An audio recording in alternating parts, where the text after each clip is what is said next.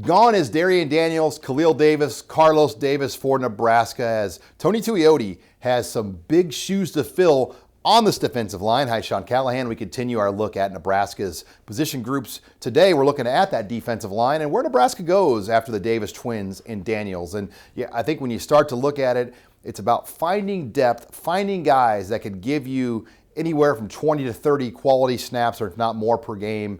And if Nebraska can establish a rotation of maybe 8 to 9 guys, that would be, I think, the ultimate goal. And to me, you start the build of this line with a guy like Ben Stille. He's been a multi-year starter for 2 different coaching staffs now.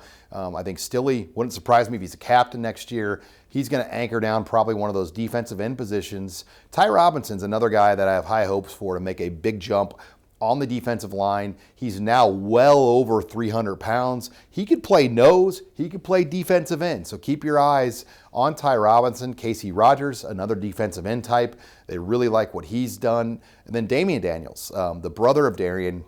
The question with him is, can he give Nebraska more snaps? He's only averaged 16 snaps per game this past season.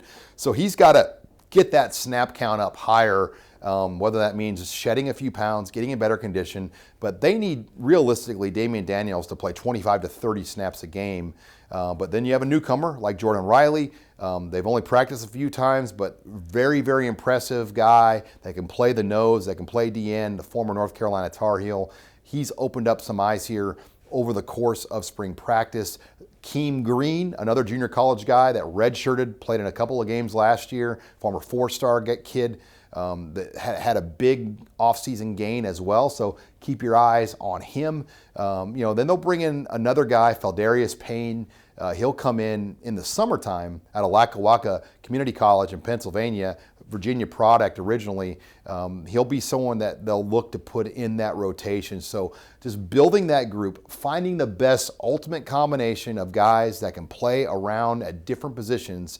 I think that's the challenge for Tony Tuioti.